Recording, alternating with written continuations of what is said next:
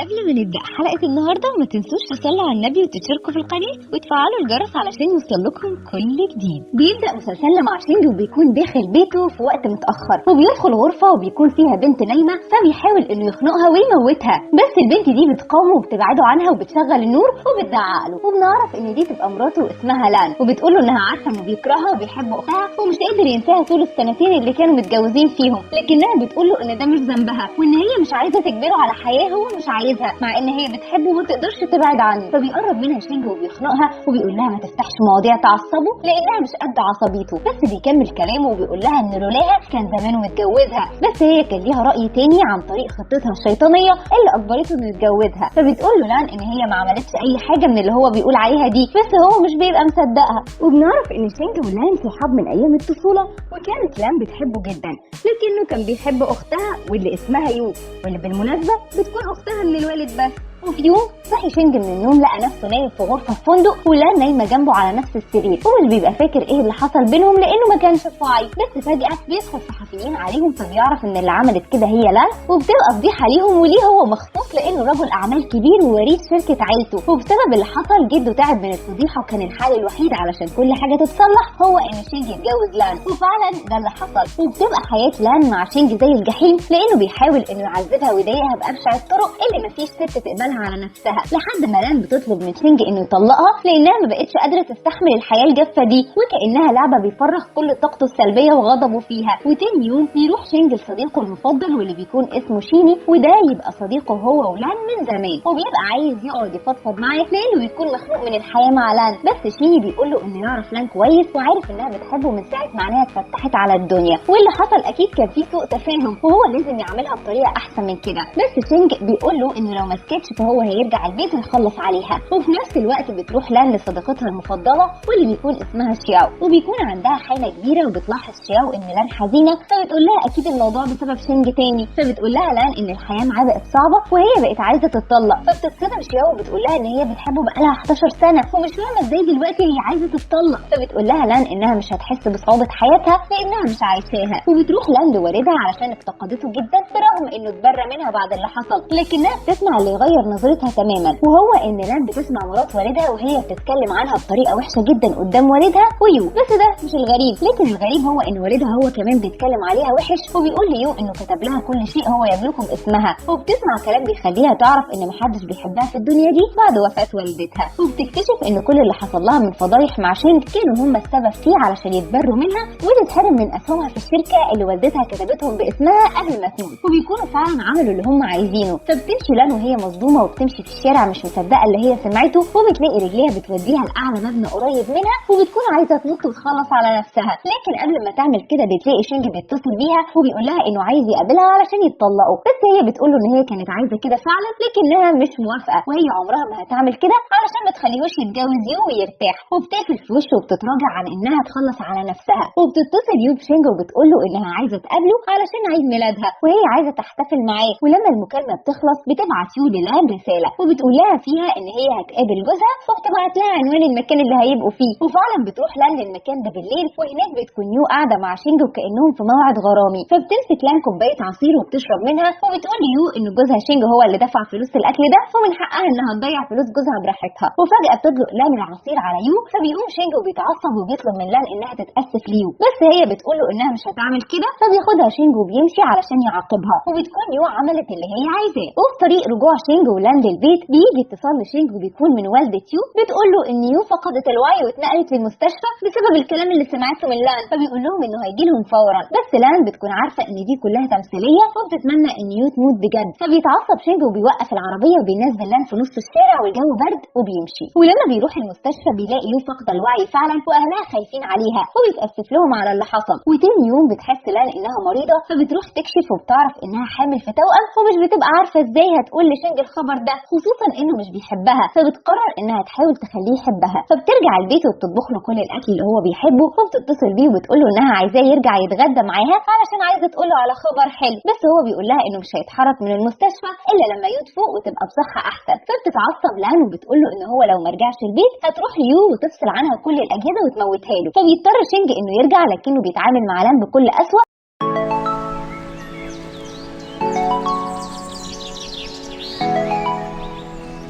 وبيقول لها انه هيغير هدومه ويرجع تاني ليو. ولما بتحاول لان انها توقفه بيزقها ويمشي، فبتروح لان وراه علشان تعرفه ان يو اهلها هم السبب في الفضيحه اللي حصلت مش هي، وتوريله الوش الحقيقي ليو. ولما بتوصل المستشفى بتقابل بالصدفه شاب اسمه تشيان، وده يبقى اخو شياو ويبقى دكتور في المستشفى دي. فبيسالها هي بتعمل ايه هنا، فبتقوله انها بتزور اختها المريضه، وبتضطر انها تسيبه وبتروح لغرفه اختها وبتلاقيها فائت وشينج بيهتم بيها. فبتقوله لان انه سايبها علشان يهتم بالمخادعه دي، وبتحاول انها تضربها فبيبعدها شينج عنها. بس لان مش بتقدر تسكت اكتر من كده، وبتقول ان هي عارفه مين السبب في الفضيحه اللي حصلت لهم، فبيضربها والدها بالقلم علشان يسكتها. وكمان مرات والدها بتقول لها تبعد عن بنتها وتسيبها في حالها. بس لان بتقول لشينج ان يو هي السبب في الفضيحه دي هي واهلها، وهي اللي خلتهم يتجوزوا بابشع طريقه ممكنه. فبيروح شينج لان وبيقول لها تتكلم وتقول كل حاجه، فبتقول له انها سمعتهم بيتكلموا وبيقولوا ان هم عملوا كده علشان يخلوها تتخلى عن الاسهم بتاعتها. وبتكمل كلامها وبتقول له ان هي بتحبه من لما كانوا اطفال، ويو كانت بتغير منها علشان كده قررت ان اول حاجه تعملها هي انها تدمر علاقتهم ببعض. بس شينج بيلاحظ دم على رجل لان، فبتقول له لان ان هي حامل والقلم اللي والدها ضربه لها اكيد اثر على الحمل. فبيشيلها شينج وهو قلقان عليها لاول مره من سنتين، وبيبقى عايز ينقذها هي وابنه اللي في بطنها، ومش بيبقى عارف انهم توأم. فبيجي تشيان علشان ينقذ لان وبيقول لشينج يبعد عن لان. بس لان قبل ما تفقد الوعي بتقول لتشيان انها حامل في توأم، واهم حاجه يعملها انه ينقذهم. وفي الوقت اللي بتبقى لان فيه في العمليات بتروح مرات والدها لشينج وبتبقى عايزاه يرجع تاني ليو، بس هو بيتعصب عليها وبيقول لها تبعد عنه دلوقتي علشان لو حصل اي حاجه لان مش هيرحمهم. وبيطلع تشيان وبيطلب متبرع دم لان باسرع وقت لان فصيلتها نادره، وبيكون شينج قلقان جدا. بس تشيان بيقول له ان كل حاجه حصلت لها بسببه، وبنعرف ان تشيان بيحب لان. بس بتسمعهم يو بتروح لهم وبتقول لهم ان هي هتتبرع للان بدمها لانهم اخوات في الاول والاخير، بس بشرط وهو ان بعد ما لان تبقى بخير شينج يطلقها. فبيضطر شينج انه يوافق علشان سلامه لان. ولما لان بتفوق بتلاقي يو واقفه قدامها ومعاها ورق طلاقها هي وشينج، وبتكون عماله تغيظها بيه، وكمان معاها انبوبه، وبتقول لها ان ده ابنها اللي مات وهو لسه جنين، وبتبقى عايزه تقهرها. بس بيدخل تشيان وبيطرد يو من الغرفه، وبيحاول انه يهدي لان، فبيقول لها ان لسه في جنين تاني في بطنها. فبتسكته لان، وبنعرف ان تشيان قدر ينقذ واحد من التوأم. وبتقرر لان انها ما تعرفش شيانج ان ده ابنه، وبتطلب لان من تشيان انه ياخدها لابعد مكان ما حدش يلاقيها فيه. وفعلا لما بتبقى كويسه بتاخد هدومها وبتسيب خاتم جوازها من شينج على سريره وبتمشي. ولما شينج بيعرف بيتضايق جدا،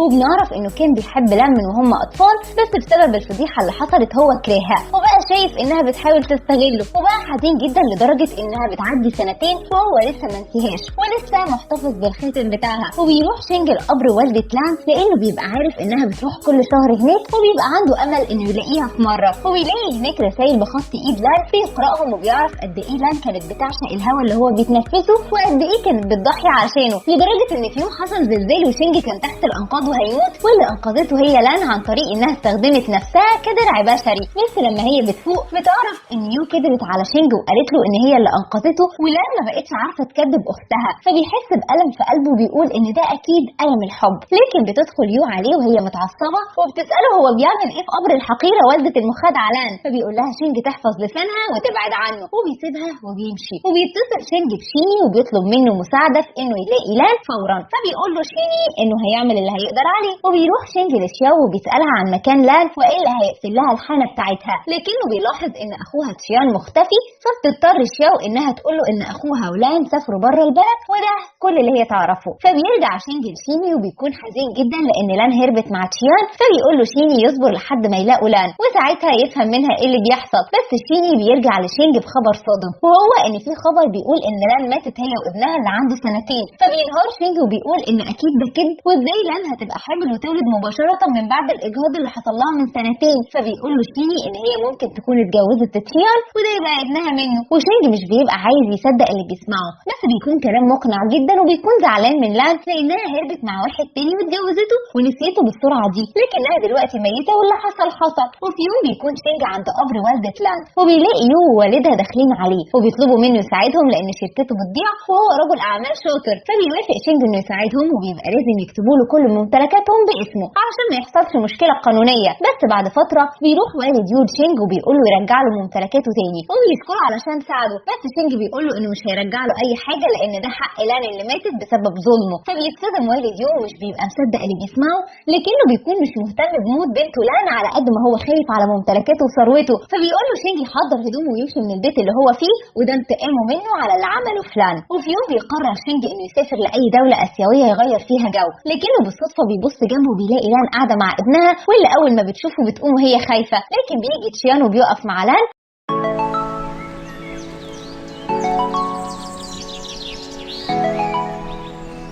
ولما بيشوف شينج قدامه بيتعصب وبيطلب منه يسيبهم في حالهم ويمشي، لكن شينج بيوجه كلامه لان وبيتأسف لها وبيقول لها انه مفتقدها وعايزها ترجع له وهو هيعملها احسن معامله، بس تشيان بيقول له ان لان مش هتروح معاه في اي حته وهي دلوقتي بقت طليقته، بس شينج بيمسك في تشيان وبيقول له ما ينطقش باي كلمه لان حسابه تقيل، لانه خطف لان وسافر بيها، وبيضربه بالبنيه، فبيزعق ابن لان لشينج وبيقول له ما يضربش والده، فبيقوم تشيان وبينهال على شينج بالضرب، بس لان بتوقفه وبتقول له انهم لازم يمشوا، وبيرجع شينج لشيني وبيحكي له اللي حصل ولكنه مش بيقدر يستحمل، فبيقوم يتصل بتشيان وبيقول له انهم لازم يتقابلوا ويتكلموا، وبيوعده انه هيحترم لان بس ترجع له تاني، لكن تشيان بيقول له ينسى الموضوع ده تماما وينسى لان وبيقفل في وشه. لكن تاني يوم بيروح تشيان للان لكنه مش بيلاقيها في شقتها، وبيلاقي رساله منها وبتقول له ان هي خدت ابنها سيفين ومشيت لانها مش عايزه تسبب له اي مشاكل مع شينج، فبيتصل تشيان بشينج وبيعرفوا ان لان هربت هي وابنها علشان خايفه منه، فبيقوم شينج وبيفضل يلف في الشوارع لحد ما بيلاقي لان فعلا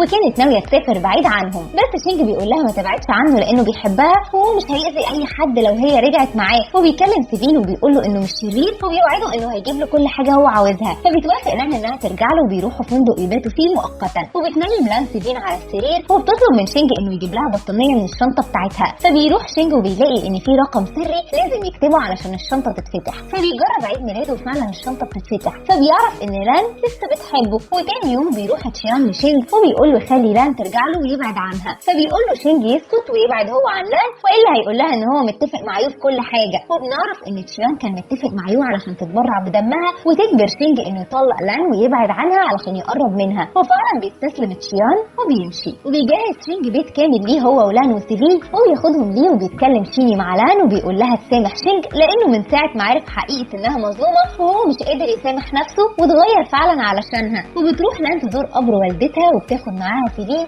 وشينج، لكنهم بيسمعوا صوت عالي بره المكان، وبتكون سبب يو اللي بتاخد معاها محامي وبتبقى عايزه تاذي لان باي حاجه حتى لو هتصرف اخر فلوسها في كده، وبتبقى عايزه تشتري المكان اللي فيه قبر والده لان وتهدمه، بس شينج بيطلع لها وبيهزقها، ولما يو بتشوف لان بتتصدم انها لسه عايشه، بس شينج بيطرد يو من المكان وبيقول لها انه مش عايز يشوف وشها تاني، فبتقول يو ان هي ووالدها مش معاهم فلوس يعيشوا بعد ما خد منهم كل ممتلكاتهم، فبيقول لها ان دي مش فلوسه ولا فلوسهم ودي فلوس لان وهو هيديها لها، ولما بيرجعوا البيت بتشكر لان شينج علشان رجع لها فلوس والدتها وانتقم لها، وفي يوم بيتصل تشيان بلان وبيقول لها انهم لازم يتقابلوا علشان يتفقوا هيعملوا ايه في عيد ميلاد سيفين اللي هيبقى بكره، وفعلا بيتقابلوا في كافيه بس بيشوفهم شينج وبيراقبهم من بعيد، لكنه بيشوف تشيان بيحاول انه يقرب من لان تاني، فبيروح شينج وبيبعده عن لان وبيقول له يلزم حده مع لان، فبتقول له لان انهم يتقابلوا علشان يشوفوا هيعملوا ايه في عيد ميلاد سيفين، فبيقول له شينج انه هيسمح له يحضر الحفله دي بس علشان خاطر سيفين، وبياخد لان وبيمشي، وبنعرف ان سيفين اتعلق بشينج جدا وبقى بيعتبره والده، وفي يوم بيتصل جد شينج بحفيده وبيقول له انه من ساعه ما لان رجعت له وهو نسيه، وسمع كمان ان هي اتجوزت من بعده وخلفت، فبيقول له شينج ان دي قصه طويله، فبيقول له جده انه هيجي له بكره ويقابله هو ولان، وبنعرف ان يو قاعده مع جد شينج وبتكون هي اللي حكت له عن اللي حصل، وبتحاول تسخنه وتقول له ان ابن لان مش من دم شينج واكيد هو مش هيسمح انه يخلي وريث الشركه مش من دمه، وتاني يوم